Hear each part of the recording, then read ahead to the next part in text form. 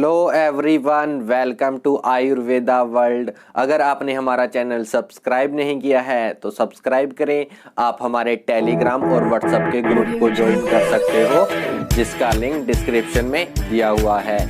आज हम बात करेंगे ज्वर निदान की। चरक चिकित्सा में निदान स्थान का जो प्रथम अध्याय है उसका नाम है ज्वर निदानम। आज हम उसको देखेंगे। ज्वर निदानम में सबसे पहले निदान पंचक का वर्णन आया है, जिसके ऊपर वीडियो आपको ऑलरेडी प्रोवाइड की जा चुकी है। अगर आपने वो नहीं देखी है तो वो भी आप जाके देख सकते हो। आज हम उसी चैप्टर को आज थोड़ा आगे कंटिन्यू करेंगे, जिसमें ज्वर का वर्णन आता है। ज्वर मतलब आप सबको पता है फीवर। जब हमारी बॉडी का टेम्परेचर राइज हो जाता है उसे हम आयुर्वेदा में ज्वर यानी आम भाषा में बिल्कुल बुखार कह देते हैं। ठीक है, इसका वर्णन निदान स्थान के प्रथम अध्याय में है, ये आप सबको पता है। सबसे पहले तो इसका परिचय यानी आचार्य चरक ने इसका परिचय बताया है कि क्या होता है ज्वर। देह इंद्रिय मनस ताप करे, यानी जो देह को, मन को और इंद्रिय को ताप करे यानी उष्णता बढ़ा दे, यानी टेम्परेचर बढ़ जाए।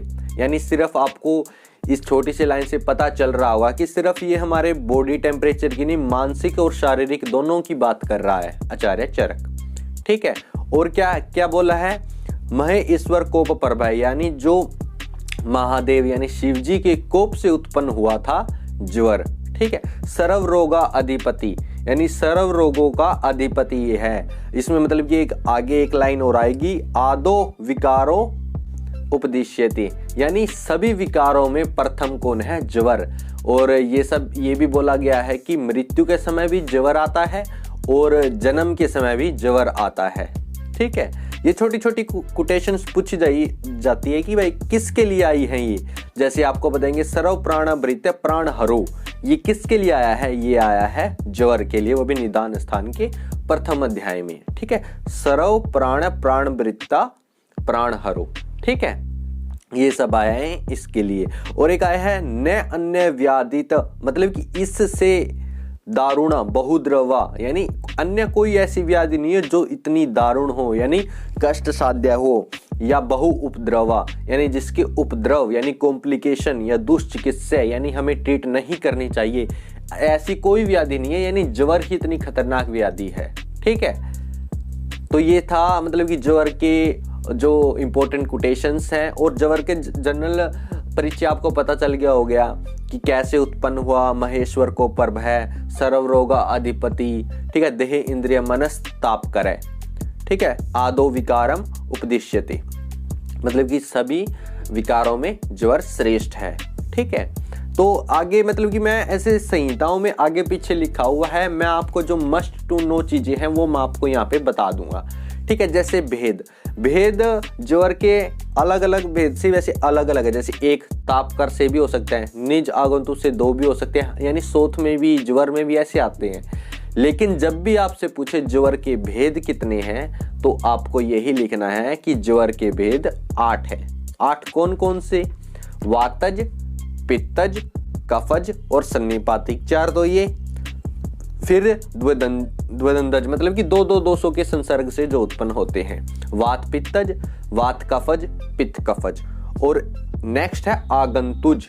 ठीक है, ये हो गए टोटल 8। अगर ज्वर निदान से आपसे ये पूछा जाए ज्वर के भेद कितने होते हैं तो आपको लिखना है 8। वैसे अलग अलग भी हो सकते हैं, जैसे सिर्फ संताप है यानी उष्मा बढ़ रही है शरीर की तो एक भेद, निज आगंतुक से 2 भेद, एक दोषज, द्विदोषज और त्रिदोषज भेद से 3 भेद। बहुत मतलब कि भेद अलग अलग हो सकते हैं, लेकिन आपको 8 याद रखने हैं। ठीक है, अब आता है कि आगंतुज को भी आगे क्लासिफाई किया है आचार्य चरक ने, उसके 4 माने हैं आगंतुज को आगे। ठीक है, अभिघातज, अभिसंगज, अभिचारज और अभिशापज। ठीक है, और इनमें पूछा जाएगा कि कौन से आगंतुक ज्वर में कौन से दोष की दृष्टि होती है या प्रकोप होता है। तो अभिघातज में आपको याद रखना है वात रक्त, वात और रक्त की प्रकोप होता है। और अभिसंग में वात और पित्त का, ये इंपॉर्टेंट है, वीपी संग। ठीक है, आप ऐसे वीपी याद रखना ना।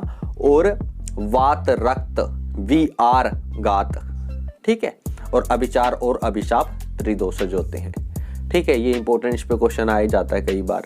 ठीक है, निज आगंतुज के में आपको पता ही भेद पता है कि आगंतुज में पहले तो वेदना उत्पन्न होती है, ठीक है, व्याधि उत्पन्न होती है, उसके बाद दोषों की दृष्टि होती है, लेकिन निज में इससे अपोजिट होता है, पहले दोष फिर व्याधि उत्पत्ति। ठीक है, ये आपको जनरल पता है। अब आता है ज्वर के पूर्व रूप। ठीक है, पूर्व रूप से पहले मैं आपको ये बता दूं, इसमें ज्वर के अलग अलग भेदों के अलग अलग लक्षण लिखे हुए हैं, वो इतने इंपॉर्टेंट नहीं है, मतलब कि आपको ये दोषानुसार है। जैसे वात दोष का निदान है, उसमें रुक्ष, लघु, शीत, वन विरेचन, अस्थापन, शिरोविरेचन का अतियोग, अतिव्यवाय, वेग धारण, ये सब जर्नल है, आपको पता नहीं, यानी कोई इंपॉर्टेंट नहीं है जो हमारे AIAPGT एग्जाम में पूछा जा सके। ठीक है, ये सिंपल है। उनके लक्षणों में भी ज्यादा कुछ नहीं है। जैसे आपको पता है वात के कारण विषमता आती है, यानी विषमता आएगी उष्मा में। ठीक है, और जैसे दिन के अकॉर्डिंग, खाना खाने के अकॉर्डिंग, जैसे दिन के एंड में वात दोष बढ़ जाता है तो वातज ज्वर होगा, वो दिन के एंड में बढ़ेगा। ठीक है, और ऋतु के अकॉर्डिंग ऐसे ही ज्वर के लक्षण आएंगे। कोई खास इसमें है नहीं कि जो मैं आपको बताऊं, इसलिए मैंने इनको ज्यादा एक्सप्लेन किया नहीं है। ठीक है, पित्त में भी वैसा ही होता है कि कौन कौन से निदान है पित्त में, वही उष्ण, लवण, क्षार, कटु, इन सब चीजों का सेवन करना। लक्षण में भी वही रहेगा कि भुक्तस्य विदाह काले। ठीक है, ये सब है, मतलब कि अर्धरात्रि में, सर्द ऋतु में, कटु आशयता, ये सब पित्त के ही लक्षण होते हैं। कफ में भी यही है, और द्विदंत और सन्निपातिक में तो दोषानुसार लक्षण होते ही हैं। ठीक है, इसलिए मैंने इसको ज्यादा एक्सप्लेन किया नहीं है। अब आता है ज्वर के पूर्व रूप। ज्वर के पूर्व रूप में जैसे निद्रा अधिक्य, मैंने ओड है जो आपको पजल कर सकते हैं, वो लिखे हैं। वैसे अर्ति, जरिम्बा, विनाम, वेपथु, ये सब बहुत सारे होते हैं, इनका कोई इतना है नहीं। आलस्य, दीर्घ सूत्रता। ठीक है, अब आता है निद्रा अधिक्य, ये इंपॉर्टेंट है, ये आपको होना चाहिए। निद्रा आने लगती है। अमल, लवण, कटु प्रियता, यानी अमल और लवण द्रव्यों में इच्छा यानी रुचि बढ़ जाती है। माल्य उपलेपा लेपनम, भोजनम प्रिक्लेशनम।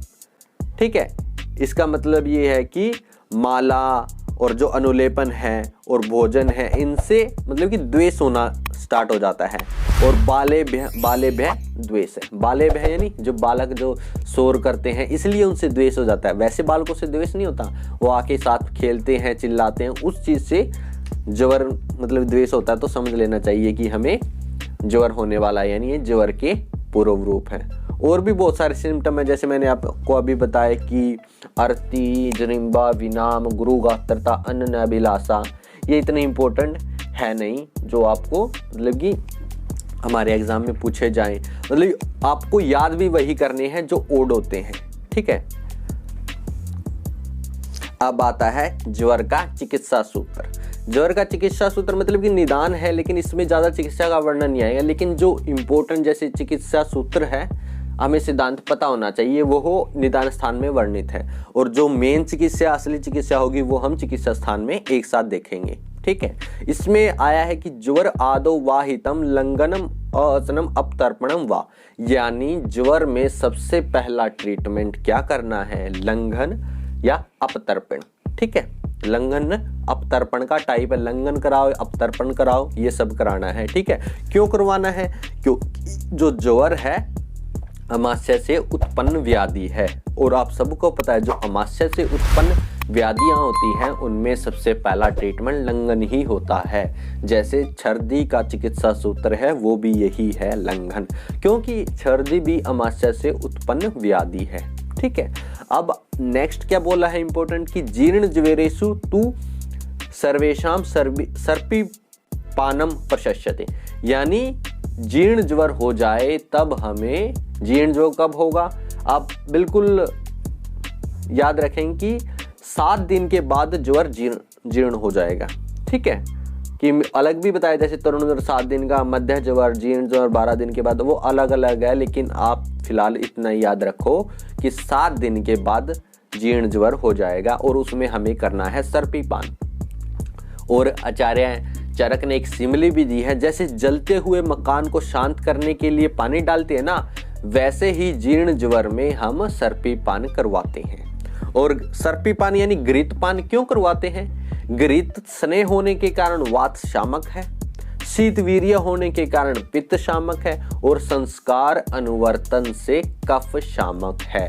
इसीलिए कहा है आचार्य चरक ने सर्व स्नेहो उत्तमम मतम, यानी जो सर्व स्नेह में उत्तम है वो है घृत। ठीक है, क्यों है? स्नेह होने के कारण वात शामक, शीत वीर्य होने के कारण पित्त शामक और संस्कार अनुवर्तन से कफ शामक। तो इस प्रकार आज हमने देखा ज्वर निदान के बारे में। ज्वर निदान में हमने क्या देखा कि ज्वर का परिचय यानी देह इंद्रिय मन को ताप करे, महेश्वर कोप हो, सर्व रोगों का अधिपति है, सर्व प्राण भयता प्राणहर है और इसके समान दारुण बहु उपद्रव और दुचिकित्सक कोई नहीं है और सभी विकारों में आदो यानी उत्तम यानी प्रथम है। वेद 8 बताने आपने, वैसे अलग अलग भी हो सकते, 1 2 3 भी हो सकते हैं, लेकिन ऑप्शन में 8 ऑप्शन हो मतलब कि 8 हो तो आपको वही चूज करना है। वातज पित्तज कफज द्विदंदज, मतलब द्विदंदज में वातज पित्तज, वात कफज और पित्त कफज और आगंतुज। आगंतुज को सब क्लासिफाई किया है आगे 4 में, अभिघात और अभिसंग। VR यानी वात रक्त अभिघात, VP संग, ठीक है, वात पित्त संग और अभिचार और अभिशापज त्रिदोषज होते हैं। ज्वर के पूर्व रूप में क्या अलग से याद रखना है? निद्रा अधिक्य, अमल लवण कटु प्रियता च और बाले भय द्वेष है, यानी बालकों से द्वेष हो जाता है, मतलब कि वैसे द्वेष नहीं हो जाता, जब वो आके शरारत करते हैं चिल्लाते हैं उन चीजों से उनसे द्वेष हो जाता है ज्वर रोगी को। ये पूर्व रूप। उसका चिकित्सा सूत्र क्या था? ज्वर आदो वाहितम लंघनम असनम अवतर्पणम, यानी लंघन और अवतर्पण कराना है क्योंकि ज्वर अमाशय से उत्पन्न व्याधि है। समान कराना है छर्दी में भी। ठीक है, जीर्ण ज्वर में हमें सर्पीपान यानी घृतपान कराना है और सिमिली क्या है? जैसे जलते हुए मकान को शांत करने के लिए पानी डालते हैं वैसे ही जीर्ण ज्वर में घृतपान करवाते हैं। घृत सर्वश्रेष्ठ क्यों है? क्योंकि स्नेह होने से वात शामक है, शीत वीर्य होने से पित्त नाशक है और संस्कार अनुवर्तन से कफ नाशक है। ठीक है, इस प्रकार आज हमने देखा ज्वर निदान, और जो कि चरक संहिता का निदान स्थान का प्रथम अध्याय है। तो इस प्रकार आपका निदान स्थान का पहला अध्याय कंप्लीट हो गया। अगर आपको ये वीडियो पसंद आई हो तो लाइक करें, शेयर करें, सब्सक्राइब करें। Thank you.